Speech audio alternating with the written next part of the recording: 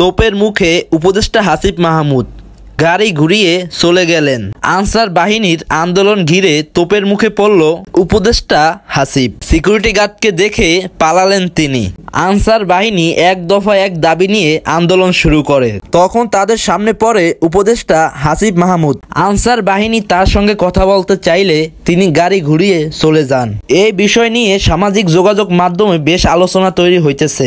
Answer বাহিনী তার উপর বেশ ক্ষিপ্ত, কারণ তারা তার সঙ্গে কথা বলতে চেয়েছিল, কিন্তু সে কথা না বলে গাড়ি ঘুরিয়ে চলে গেছে।